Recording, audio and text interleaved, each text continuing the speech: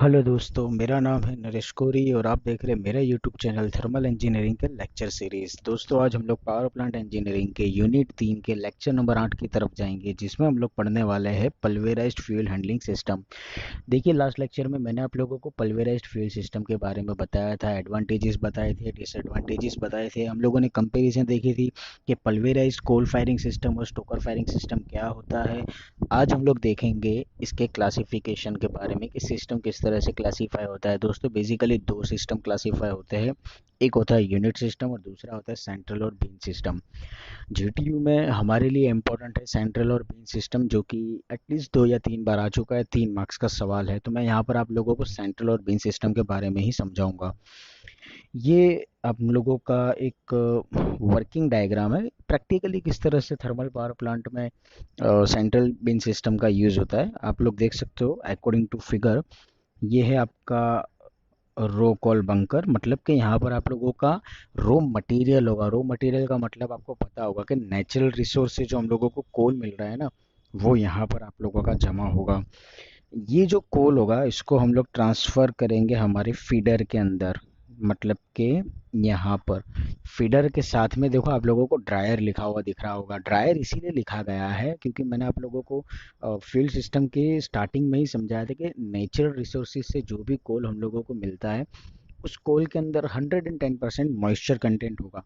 अगर आप लोग ऐसे मॉइस्चर कंटेंट वाले फ्यूल का यूज़ करोगे तो आप लोगों को उसको बर्न करने के लिए बहुत ही ज़्यादा एनर्जी देनी पड़ेगी। तो प्रैक्टिकली करते क्या है कि जो भी आप लोगों की हॉट गैसेस जनरेट हो रही है प्रीवियसली, मतलब कि फ्यूल के बर्न की वजह से, आप लोगों को मैंने बॉयलर में समझाया था कि भाई ऐसी हॉट गैसेस का हम लोग यूज़ करते हैं एयर प्री हीटर के अंदर, ठीक है। तो एयर प्री हीटर के अंदर ये था कि भाई जो भी एटमॉस्फेरिक अगर हम लोग सक कर रहे हैं आपके ऑक्सीजन को कंप्लीटली पूरा करने के लिए, कंबशन प्रोसेस के लिए, तो वो क्या करता है कि वो हॉट गैसेस आपकी एयर प्री हीटर के अंदर जा करके आपकी एटमॉस्फेरिक एयर को भी गर्म कर देती है और उसके अंदर जो भी मॉइस्चर हो उसको दूर कर देती है। The same thing is happen over here. यहाँ पर क्या होगा कि जब आप लोगों की इस तरह की हॉट एयर होगी, हॉट गैसेस होगी, वो जब आप लोगों के रो कॉल में से पास आउट होगी तो क्या होगा कि कोल के साथ में वो हीट एक्सचेंज करेगा, और कोल के साथ में हीट एक्सचेंज करने की वजह से क्या होगा कि अगर आप लोगों के कोल कोल के अंदर जो भी मॉइस्चर कंटेंट है वो सारे के सारे मॉइस्चर यहाँ से दूर हो जाएंगे। तो आप लोगों को क्या मिलेगा कि आप लोगों को ड्राई फॉर्म में कोल मिलेगा। इसकी वजह से क्या होगा कि जब इसको हम लोग फर्नेस के अंदर बर्न करेंगे तो हम लोगों को ज़्यादा एनर्जी वेस्ट नहीं करनी पड़ेगी। तो बेसिकली इसीलिए होता है, आप लोग देख सकते हो हॉट एयर इन है और यहाँ पर हॉट एयर आउट है। ये कंस्ट्रक्शन इस तरह से होता है। अब फीडर के अंदर आप लोगों का जो भी ये कोल जा रहा है, जो गर्म हो सॉरी हॉट एयर की वजह से ड्राई फॉर्म में कन्वर्ट हो रहा है, वो आप लोगों का आईडी फैन की सक्शन क्रिएशन की वजह से जाएगा सेंट्रल पल्वेराइजिंग कोल मिल के अंदर। देखिए, पल्वेराइजिंग मिल हम लोगों का नेक्स्ट टॉपिक आएगा, जिसके अंदर मैं आप लोगों को बाउल मिल, बॉल मिल, ये सारी अलग अलग क्लासिफिकेशंस बताने वाला हूँ, ठीक है। जनरली मिल के अंदर क्या होता है कि भी वन टाइप ऑफ क्रशर होता है, और ये हमारे जो नेचुरल रिसोर्स से मिलने वाले कोल होते हैं ना, उसको क्रश करके पाउडर फॉर्म में कन्वर्ट करने का काम करता है। प्रैक्टिकली यही काम होता है। तो फीडर से हम लोग क्या करते हैं कि हमारे कोल को इस तरह से पल्वेराइजिंग मिल में ट्रांसफ़र करवाते हैं। यहाँ पर क्या होगा, तो आपके कोल का पाउडर फॉर्म में कन्वर्जन होगा। अभी जो पाउडर फॉर्म में आपके फ्यूल का कन्वर्जन हुआ है, वो पाउडर फॉर्म वाला कोल आप लोगों का आईडी फैन की वजह से सक्शन होगा और हो जाएगा फिर आपके साइक्लोन सेपरेटर में। अभी साइक्लोन सेपरेटर में क्या होगा कि आपका जो प्योर फॉर्मेशन होगा, फाइन पार्टिकल्स जो होंगे आप लोगों के, वो फाइन पार्टिकल्स आप लोगों के स्क्रू कन्वेयर के ऊपर आ जाएंगे। आप लोग देख सकते हो फिगर में। और जो फाइन पार्टिकल्स नहीं होंगे, मतलब कि रीसाइज करने की जिसको ज़रूरत होगी, वो वापस भेजा जाएगा पल्वेराइजिंग मिल के अंदर, ठीक है। फिर क्या होगा कि साइक्लोन सेपरेटर के अंदर आप लोगों का जो भी फाइन पार्टिकल का कोल जमा हो रहा है, उसको हम लोग स्क्रू कन्वेयर के थ्रू ले जाएंगे सेंट्रल बिन सिस्टम में। और सेंट्रल बिन सिस्टम से ये आप लोगों का जाएगा पल्वेराइज्ड फ्यूल फीडर के अंदर। यहाँ पर भी देखो फोर्स ड्राफ्ट फैन आप लोगों को दिख रहा है। ये फोर्स ड्राफ्ट फैन का मतलब ये होगा कि एटमॉस्फेरिक एयर सक होगी जो आप लोगों की फीडर के अंदर जाएगी, और वहां पर वो एयर जो होगी आपके कोल के साथ में मिक्स हो गया। ये यू कैन सी, ये दोनों मिक्सचर एयर प्लस पाउडर कोल, ये जो होगा वो आप लोगों के बर्नर के अंदर फिर भेजा जाएगा।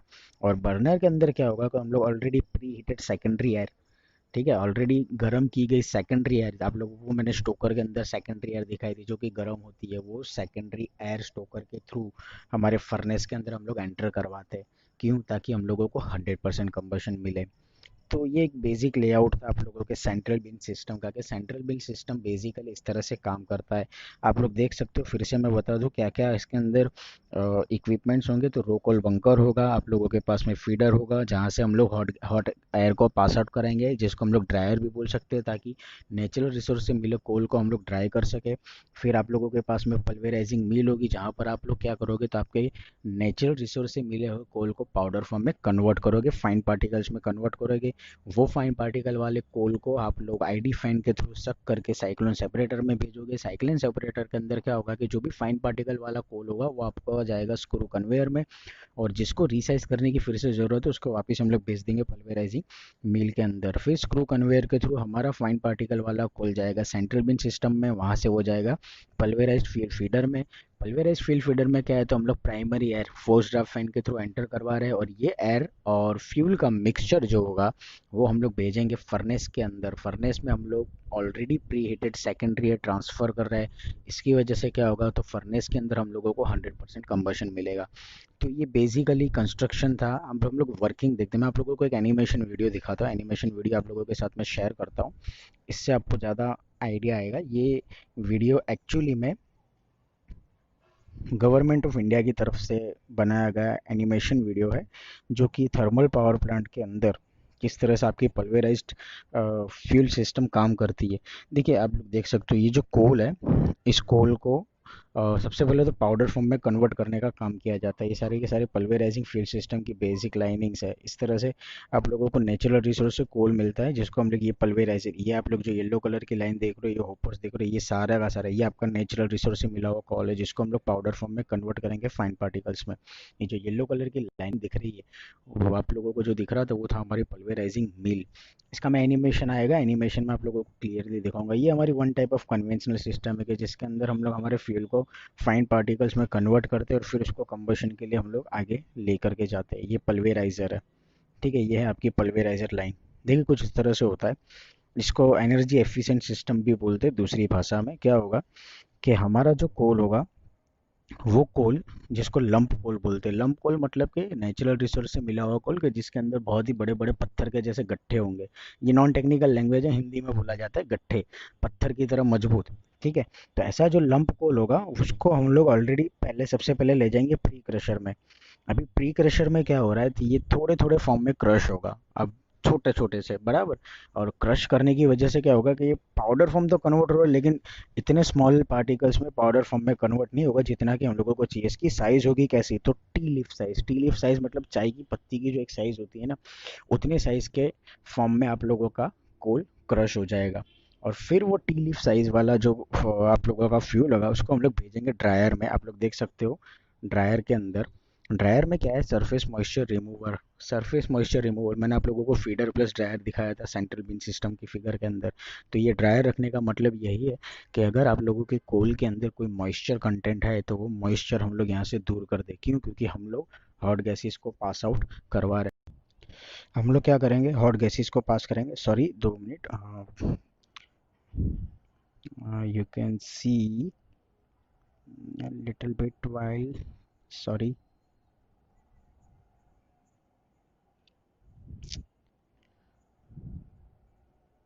ओके, आप देख सकते हो। मैं फिर से दिखा दूँ आप लोगों की, जो टी लीफ साइज वाली कोल पार्टिकल होंगे वो कोल पार्टिकल जाएंगे ड्रायर में। ये है आपकी ड्रायर की लाइन, और ये ड्रायर की लाइन में से जब पास होगा तो उसके सराउंडिंग में हम लोग पास आउट करेंगे हमारी हॉट गैसेस को। Surface moisture remove hot air from the recuperator. ठीक है, रिक्यूपरेटर वही डिवाइस है जहाँ से हम लोग हॉट एयर को पास आउट कराएंगे। फिर वो ड्राई फॉर्म वाला कोल, ये ड्राई फॉर्म वाला कोल जाएगा आपके पल्वेराइजर में, पल्वेराइजर मिल के अंदर। पल्वेराइजर मिल में क्या होगा कि ये फाइन पार्टिकल्स में कन्वर्ट होगा। फाइन पार्टिकल्स में कन्वर्ट होने के बाद में उसको हम लोग भेजेंगे हमारी फर्नेस के अंदर होपर के थ्रू। ये आप लोग ऊपर जो देख रहे थे, ये आप लोगों की होपर है। ठीक है, ये वाला पोर्शन जो है ये आपका होपर है। यहाँ से आप लोगों का फ्यूल आएगा, इस होपर के थ्रू हम लोग इसको ट्रांसफ़र करेंगे हमारी स्क्रू कन्वेयर की लाइन पर, मतलब कि बर्नर्स के ऊपर। नीचे आप लोगों को फर्नेस दिखेगा, यहाँ पर होगा स्वर्ल बर्नर। स्वर्ल बर्नर मतलब ये स्वर्लिंग इफेक्ट जनरेट करना, जिसको हम लोग गुजराती में बोलते हैं वमड़। काफ़ी हैवी इफेक्ट जनरेट करना ताकि हम लोगों को प्रॉपर कंबशन मिल सके। ठीक है, वो पाउडर फॉर्म वाला कोल जो होगा उसको हम लोग स्वेल बर्नर के थ्रू हमारी फर्नेस के अंदर एंटर करवाएंगे और वहाँ पर होगा हमारे फ्यूल का 100% कंबशन। और आप देख सकते हो कोल होपर एंड फर्नेस रिक्यूपरेटर, ताकि हॉट गैसेस आप लोगों की कोल को ट्रांसफ़र कर सके। ये होगी यहाँ पर आपकी कोल स्वेल बर्नर और डीसी मोटर। इस स्वेल बर्नर को जिस तरह से इफेक्ट देता है एज यू कैन सी, तो वो चीज़ यहाँ पर होगी। ठीक है, इसकी एप्लीकेशन में ये है कि कॉस्ट बेनिफिट आप लोगों को काफ़ी कम करके देगा। क्यों? क्योंकि हम लोग कन्वेंशनल सिस्टम में पहले कुछ इस तरह से यूज़ करते थे। मैं आपको इसमें एक पैराग्राफ सॉरी एक एनालिसिस दिखाऊंगा। यहाँ पर इन लोगों ने एनालिसिस भी करके दिया है कि कन्वेंशनल सिस्टम यूज़ करने पर क्या होता था और जब से ड्रायर यूज़ कर रही है, जब ड्रायर का यूज़ करने की शुरुआत की है जब से, तब से हम लोगों को 40% रिडक्शन मिला है हमारे कोस्टिंग के अंदर एज यू कैन सी। ठीक है, तो इसकी वजह से क्या हो रहा था कि पर केजी पर टन आप लोगों का कॉस्ट काफ़ी कम हो रहा है। तो ये हमारे लिए बहुत ही लेस कॉस्टली हो रहा है। सिस्टम काफ़ी इफेक्टिव है, एफिशिएंट है और इसके अलग अलग हम लोग यूज़ भी कर सकते हैं। As you can see use of high grade coal with low ash content. इस तरह के सिस्टम के अंदर, सेंट्रल बिन सिस्टम के अंदर हम लोग हाई ग्रेड वाले कोल को यूज़ कर सकते हैं जिसकी लेस एश हो, फिर इसकी हाई एफिशिएंसी होगी। और installation of automation and control system यो भी हम लोग कर सकते हैं, ताकि ऑटोमेटिक सिस्टम अगर करना हो तो भी हम लोग इसके अंदर अरेंज कर सकते हैं। तो ये बेसिक कंसेप्ट था आप लोगों के सेंट्रल बिन सिस्टम के बारे में। सेंट्रल बिन सिस्टम बेसिकली इस तरह से काम करता है। ये आप लोगों की फिगर थी। सेंट्रल बिन सिस्टम के एडवांटेजेस और डिसएडवांटेजेस क्या है। तो एडवांटेज सेंट्रल बिन सिस्टम के एडवांटेजेस और डिसएडवांटेजेस, सबसे पहले एडवांटेजेस के बारे में हम लोग देखते हैं। तो it has a greater flexibility and better response while load variation. इसका मतलब ये हुआ कि जब आप लोगों को लोड वेरिएशन मिल रहा है, लाइक इन सच केसेस के आप लोगों के पास में high load peak load condition है, ठीक है, लो लोड कंडीशन है, मीडियम लोड कंडीशन है, तो जब आप लोगों की ये लोड वेरिएशन कंडीशन आ रही है उस समय आप लोगों के लिए सेंट्रल बिन सिस्टम को यूज़ करना काफ़ी इजी हो जाएगा। आप लोग उसको इजीली मेंटेन कर पाओगे। तो ये हमारे लिए एक सबसे बड़ा एडवांटेज है। सामने डिसएडवांटेजेस क्या होगा कि possibility of fire hazard is more due to storage of large amount of coal. Central beam system के अंदर क्या होता है कि हम लोग लार्ज अमाउंट में हमारे फ्यूल को स्टोर करते हैं कोल होपर के अंदर। इसकी वजह से चांसेस क्या हो सकते हैं कि एक्सप्लोड होने के चांसेस ज़्यादा है। ठीक है, क्योंकि फायर मतलब कि फायर हजार्ड का मतलब ये हो गया आग लगने के चांसेस ज़्यादा हो जाएंगे, क्योंकि आप लोगों का फ्यूल ऑलरेडी लार्ज अमाउंट में स्टोर करके रखा है। तो चांस है कि आप लोगों के फ्यूल के अंदर आप लोगों को फायर एक्सप्लोजन मिल सकता है। एडवांटेजेस क्या होगा, less power consumption per ton of pulverised fuel. Power consumption हम लोगों को कम करना पड़ेगा पल्वेराइज्ड फ्यूल को बर्न करने के लिए, क्योंकि ऑलरेडी पाउडर फॉर्म में कन्वर्ट कर दिया। मैंने लास्ट लेक्चर में समझाया था कि पाउडर फॉर्म में कन्वर्ट करने का एक ही मतलब होता है कि सरफेस कॉन्टेक्ट एरिया बढ़ जाए, और जितना ज़्यादा सरफेस कॉन्टेक्ट एरिया बढ़ेगा उतनी ही ज़्यादा हीट वो ट्रांसफ़र करेगा, और जितनी ज़्यादा हीट ट्रांसफ़र करेगा उतना ही अच्छा कंबशन मिलेगा। तो हम लोगों को पावर कंजम्पशन कम मिलेगा। सामने डिसएडवांटेजेस क्या है, the initial cost is very high. Central bin system को डेवलप करने के लिए हम लोगों को ज़्यादा से ज़्यादा खर्चा करना पड़ेगा, मतलब initial cost is very high. Advantages क्या होंगे, burners operation is independent of coal preparation. Burner operation is independent. Burner operation मतलब ये हो गया कि फ्यूल को बर्न करने के लिए जो हम लोग बर्नर चलाते वो, तो कोल प्रिपरेशन से ये चीज़ अलग हो जाएगी। कोल प्रिपरेशन में क्या है, हम लोगों को इसको बिल्कुल भी कंसिडर नहीं करना है, तो ये चीज़ हमारे लिए एकदम अलग हो जाएगी, डिसएडवांटेजेस हो जाएगा। सामने डिसएडवांटेजेस क्या है, it occupies more floor space. इसको डेवलप करने के लिए हम लोगों को उस फ्लोर स्पेस की ज़्यादा ज़रूरत है, मतलब required area is larger than the other conventional system. Advantages क्या होगा, रिक्वायर लेस लेबर। आप लोगों को ज़्यादा लेबरर की ज़रूरत नहीं है, एक दो लेबर या थोड़े कम लेबर्स में भी आप लोग काम कर सकते हो। जैसा कि मैंने यूट्यूब के वीडियो में देखा था, हार्डली 2 या 3 ही लेबर थे जो काम कर रहे थे। तो ये आप लोगों के लिए सबसे बड़ा एडवांटेजेस है कि लेबर आप लोगों को कम रखना पड़ेगा। जितना ही कम लेबर रखोगे उतना ही कम वेजेस आपको देना पड़ेगा। सामने ड्रायर इज एसेंशियल। डिसएडवांटेजेस में आप लोगों को मैंने बताया थियरी में कि हम लोगों को ड्रायर की रिक्वायरमेंट कंपलसरी है। ड्रायर क्यों रखा जाता है, तो ड्रायर इसीलिए रखा जाता है कि आप लोगों का जो नेचुरल कोल है उसको आप लोगों को ड्राई फॉर्म में कन्वर्ट करना है मॉइस्चर दूर करने के लिए। तो dryer is compulsory component of your central bin system. तो ड्रायर तो हमारे लिए एसेंशियल पार्ट हो जाएगा, ड्रायर को तो हम लोगों को रखना ही रखना है। नेक्स्ट एडवांटेजेस में क्या होगा, सॉरी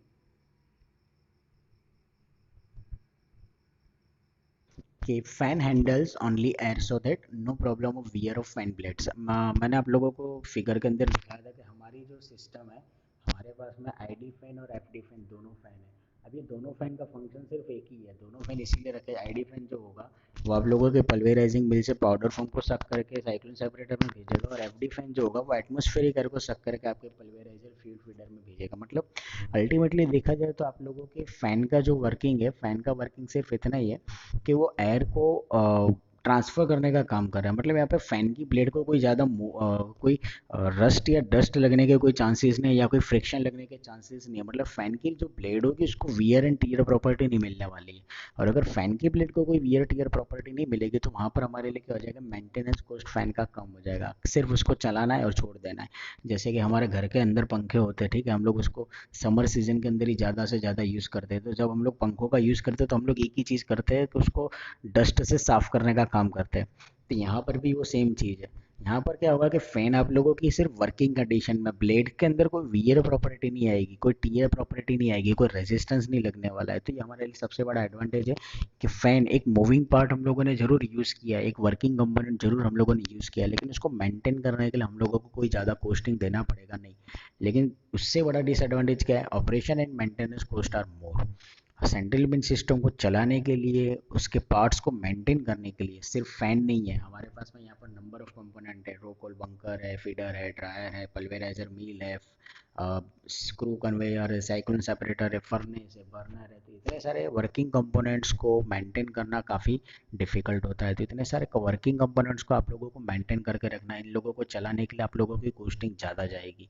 तो ये हमारे लिए सबसे बड़ा डिसएडवांटेजेस होगा कि operation and maintenance cost are more. Advantage में क्या होगा, pulveriser capacity is low as it always works at rated load. हम लोगों को जनरली सेंट्रल बिन सिस्टम का एक फिक्स लोड कंडीशन के ऊपर चलाया जाता है। मतलब पिक लोड कंडीशन पर हो तो फिर पिक लोड के ऊपर ही है। रेटेड लोड का मतलब ये होगा कि जो स्टैंडर्ड कंडीशन के अंदर यूज हो रहा है, ठीक है। तो पल्वेराइजर कैपेसिटी इज लो। पल्वेराइजर कैपेसिटी मतलब जो फ्यूल को कन्वर्ट करना है आप लोगों को पाउडर फॉर्म में, वो वैल्यू हमारे लिए ऑलवेज रेटेड लोड के ऊपर, ज़रूरत के टाइम के ऊपर कम वैल्यू मिलेगी। तो ये हमारे लिए सेंट्रल बिन सिस्टम के लिए सबसे बड़ा फ़ायदा है। सामने डिसएडवांटेजेस क्या है, तो कोल ट्रांसपोर्टेशन इज मोर कॉम्प्लेक्स। आप लोगों के पाउडर फॉर्म में कन्वर्ट किए गए कोल को रिक्वायर्ड फर्नेस तक या बर्नर तक पहुंचाने का जो काम होगा वो डिफिकल्ट होगा। That is the big disadvantages for the central bin system. और लास्ट हमारा बेनिफिट क्या होगा, good control over fineness control. Fineness control मतलब आप लोगों को फाइन पार्टिकल्स जो कन्वर्ट करके देने हैं, जो हम लोगों को सेंट्रल विन सिस्टम में यूज़ करना है वो, ठीक है। तो यहाँ पर हम लोगों को क्या है कि फुल्ली फाइनल कंट्रोल जो होगा, मतलब कि हमारे पाउडर फॉर्म की सिस्टम, पाउडर फॉर्म की जो कोल की फॉर्मेशन होगी वो आप लोगों की चेंज नहीं होगी। आप लोगों को fine particles A to Z same size के मिलेंगे। जैसे कि मैंने लास्ट लेक्चर में बोला था 0.074 mm, जिसको 2000 मैश भी बोलते हैं, इतने फाइन पार्टिकल्स के अंदर आप लोगों को पाउडर फॉर्म मिल रहा है। तो यही बेन सिस्टम के अंदर यूज होगा। तो ये जो साइज होगी वो साइज आपकी कंट्रोल रहेगी थ्रू आउट दिस सिस्टम। तो ये हमारे लिए सबसे बड़ा एडवांटेजेस है। आई होप दोस्तों कि आप लोगों को समझ में आया होगा। अगर आप लोगों को कोई क्वेश्चन हो तो आप मुझसे ज़रूर पूछिएगा। Thank you so much.